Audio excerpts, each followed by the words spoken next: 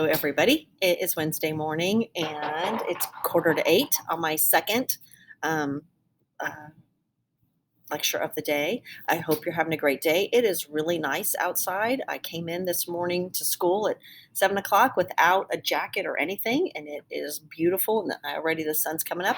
So I hope you have a great Wednesday. You get an opportunity to go outside and enjoy the sunshine. So, a couple quick things before we get started in the lecture. Don't forget to bring in your money for your study guide. And I have some of my APUSH people that we didn't really use them last year because of the way the year cut off. And I told them if they want to sell theirs to you to bring them in. And it's your choice if you want to buy one of their used ones. I told them the new ones are 17, the that depending on 14 or $13 for their used one, and that's entirely up to you. But we'll have them bring them in. I still would like to order them by Friday so that you guys could have them for spring break. So please make sure you bring your money in either way. If you bring in the $17 because you want a brand new and you don't want to mess with that, or you'd like to have one of the used ones. So far, nobody's brought any in, so you know how that goes. So today we got a lecture. You've got an exit ticket to answer at the end. Please make sure you do that well. It is not a guaranteed full points. I'm looking for real, um, analytical kind of thought process as we go through this. So we are on that very first page of Mass Politics, and I think we started it, and as usual, we got bogged down into something else. But most importantly is the title, Mass Politics. This idea that politics is now going to be available to everyone. And really what we're talking about this time is two things: the ability to vote and making government responsible or responsive to the needs of the people. And if we look at our date, again, 1914 is where we're headed. 1914 begins World War I, and that will be where we're headed to. For Europe, we've got two really important events that afterwards changes everything. First one, obviously, is the French Revolution, and the second one's going to be World War I. In European history, World War I has much more of an impact on Europe, really, than World War II. World War I changes the dynamic of everything. It completely turns upside down all aspects of European life. And that, again, is what we look at as we study World War I for Europe.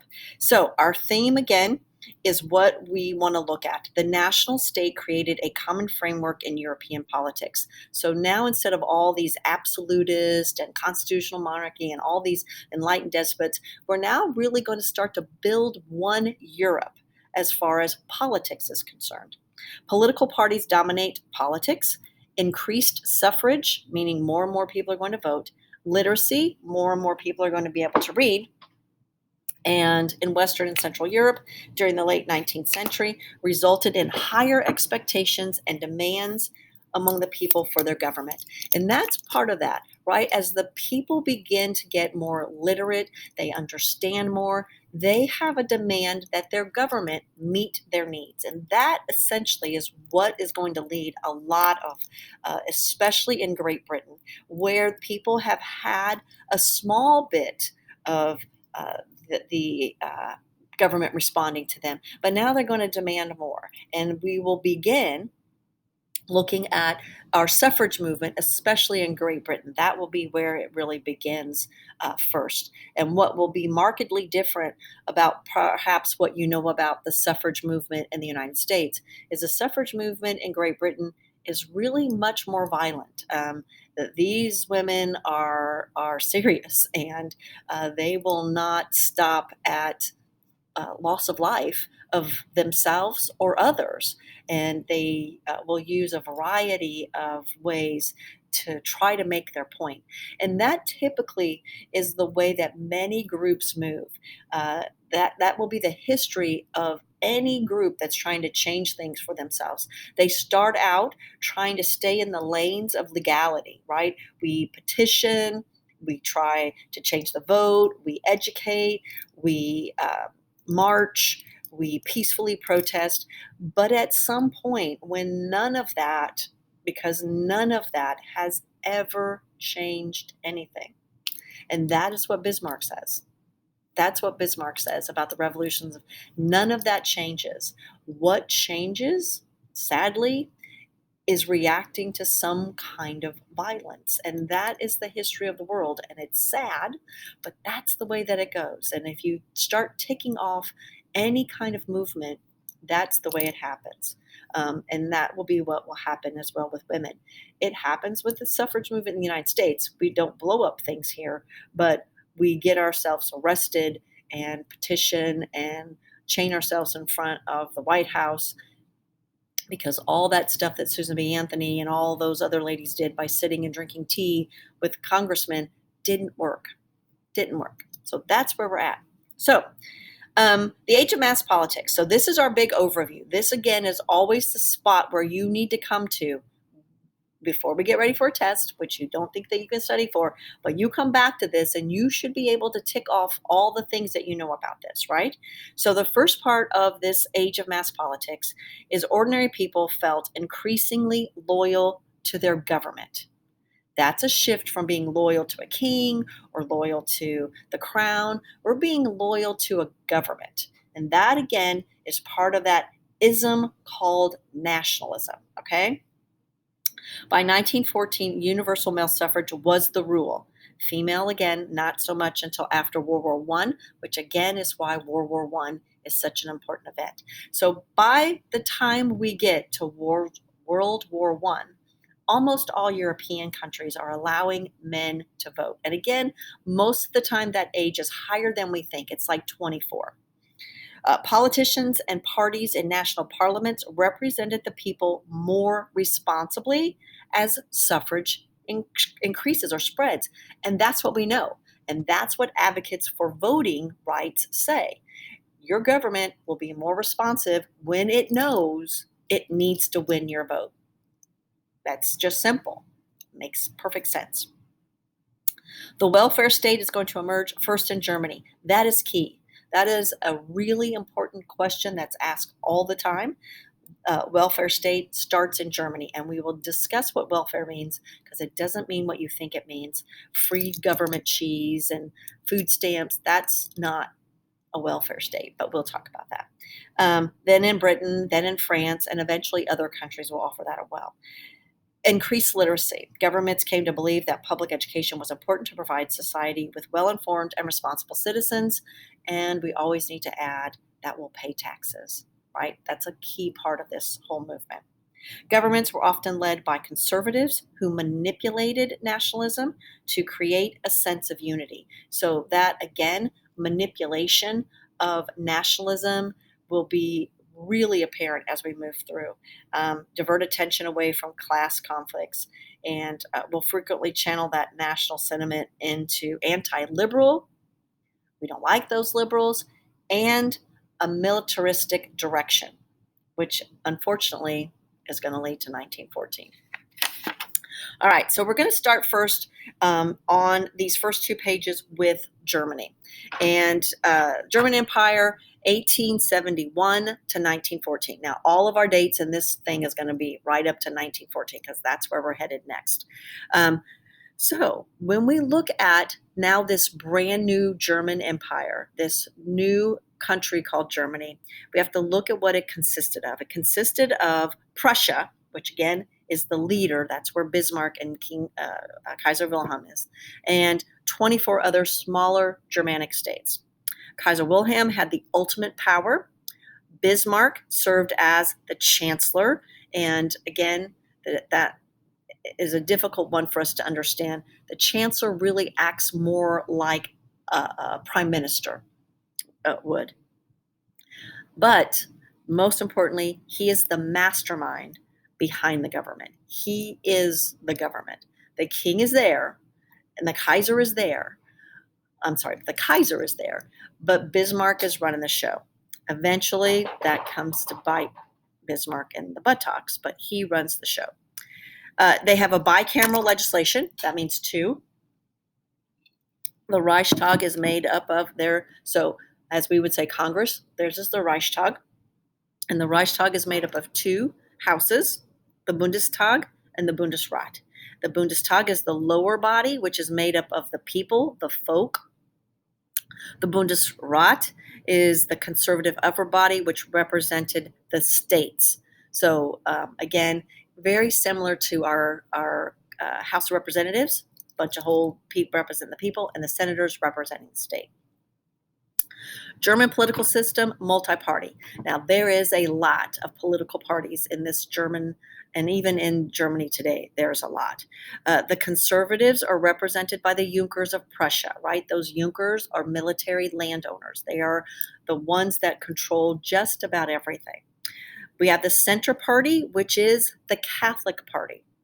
And again, I think sometimes because we remember Martin Luther and the Protestant Reformation happening in the Germanic states, Germany is still really divided in half, center-wise. Above Northern Germany is Lutheran and Protestant, Southern Germany, Catholic. And that Catholic party is a very strong, dominant party. They like Bismarck. They like centralization. They promoted the political concept of particularism, which advocated regional priorities. So what the Catholic Party liked, because Catholicism was located in a certain place, not all over, they liked the fact that Bismarck didn't try to make a political system that fit all of Germany. He was making a political system that was particular to each region. Hence, we get particularism, right? That it makes sense to each one. And that's a really hard thing to do. And it is difficult, especially for those smaller regions in the German states. The Social Democratic Party, the SPD, was Marxist. That word, social, should get that away. It is Marxist, and they want giant change. Now, the problem is, it's a small party. Nobody wants any of that change. Nobody wants it. So all these other parties are going to line up, forgive uh, uh, their dissimilarities in order to keep this social democratic party minimized. German middle class is left out. They're not even part of any of this, right? The Social Democratic Party represents the workers. No one is representing the middle class, and that is going to be, again, difficult. So, fearing the growing influence of the Social Democratic Party, the middle class gives up tactic support to imperial and noble influence. The middle class does not like anything that sounds socialist. So they are willing to give up anything that is necessary in order to minimize the influence or even get rid of that socialist party. So that's all that played out. Bismarck saw the Catholic Center Party and the SPD as threats. Those are major threats to him. And he set about to destroy them. And he is not successful at all. Not successful. So, Germany under Chancellor Bismarck. Between 1871 and 1890, Bismarck established an integrated political and economic structure for Germany. And it is really good what he does. He unified the monetary system. So now Germany is all under one monetary system, the mark. Everybody's using the same money. Everybody's got the same system. That is a check plus. Established a bank, just like England did. Again, check plus. That is check plus plus plus. Developed universal German civil and criminal codes. Again, check plus. Established compulsory military service. Now, that's not necessarily a check plus for the rest of Europe, but it is a check plus plus for Germany, especially as we move into 1914. Now, the next thing he's going to do is called the Kulturkampf. Kampf is head. So it's anything like struggle or head, like something inside of your head that you're struggling with. The Kulturkampf is a struggle for civilization. And this is where Bismarck steps into this, I need to get rid of the Catholic Party and I need to get rid of the Socialist Party. And it's one of the places, unfortunately, for Bismarck, he is not very successful. So Bismarck sought to limit the influence of the Catholic Center Party. Why? Because the Catholic Center Party looks first to the Pope, not Bismarck, right? So he needs to limit the influence in light of Pope Pius's declaration of papal infallibility. So let's step aside and discuss papal infallibility. In 1870, Pope Pius IX, he's the guy that writes the syllabus of errors, don't follow liberalism, none of that stuff is good, Catholics, don't be a part of it. He also writes, and it is put out to all Catholics, that the Pope is infallible. And what infallible means is never wrong. And it goes all the way back to, remember our Jesuits, Ignatius of Loyola, obedience to the Pope. If the Pope says the sky is orange, the sky is orange. That is infallible. The Pope cannot be wrong. And for people like Bismarck trying to run a country, knowing that a large part of his country is Catholic, that is a dilemma because they aren't going to look to their leaders. They aren't going to look to the Kaiser for information or Bismarck. They're going to look to where they always have, the Pope. And if the Pope counteracts something that Bismarck says, Catholics have to believe it because the Pope can't be wrong. And that is fearful for a lot of leaders. And this will be, I know we're not in US history, but this will be in the United States where anti-Catholicism explodes again, explodes as a result of this. Most of the German states in the north are Protestant, but the southern ones are very Catholic, even still today, very Catholic. So at the top of page 3, the Catholic Party was particularly strong in the southern states. The Catholic Center Party proved too popular among many Germans to be driven underground, and Bismarck cannot suppress the Catholic Center Party. He tries, he cannot.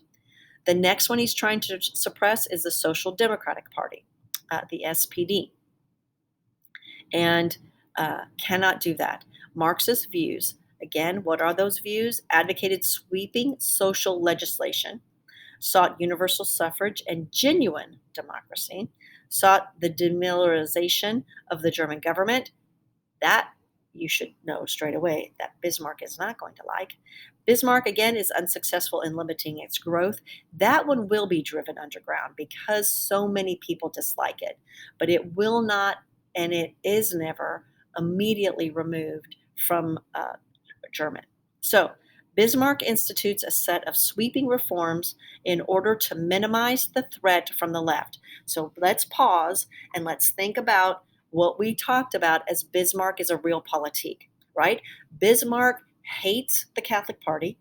Bismarck hates the Socialist Party. I really don't want the middle class to have any power at all, but I have to get rid of the two most pressing issues, the Catholic Center Party and the Socialists. So I'm going to have to deal with these middle class people. And I'm going to have to do it so that it looks to the middle class people like I'm giving them a bone, but I'm really not. It's on a string and I'm pulling it away. So this is what he does. In 1879, a protective tariff was instituted to maintain domestic production. That, again, tariffs, we'll leave that to the side. But this will be where Bismarck appeals to the middle class.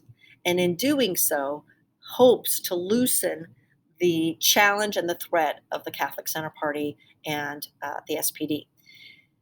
So he institutes things that will help. And one of the things he does is create this modern welfare state.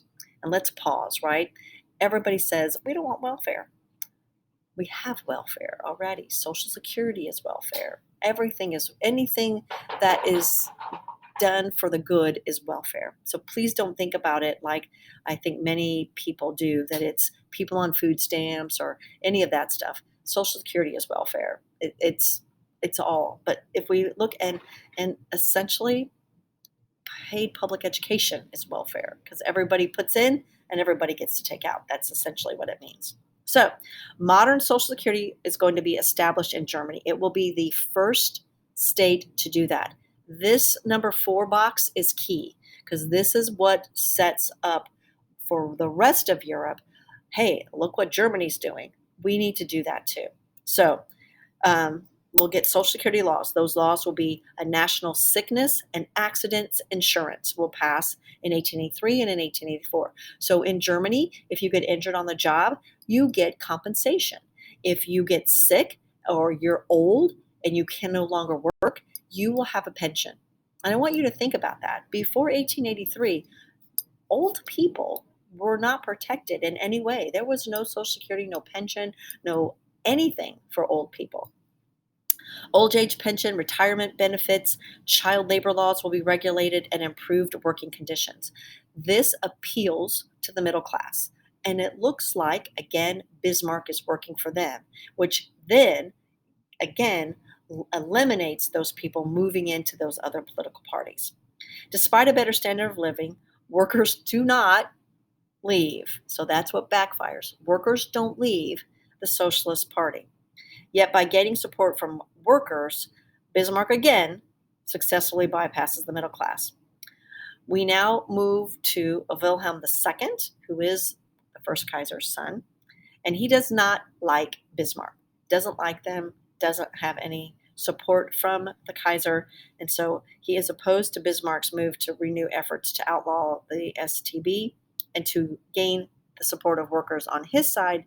He forces Bismarck to resign. And by 1812, the Socialist Political Party, the Socialist Democratic Party, is the largest party in the Reichstag. That's going to be disastrous because this little thing right here is going to give rise to this little stupid man named Hitler. So, all right, we are done. I said I was going to give you an exit ticket, but so go to do look at your exit ticket and answer that. And I think that's it. Have a great Wednesday. Let me know if you have any questions, and I'll see you tomorrow. Have a great day.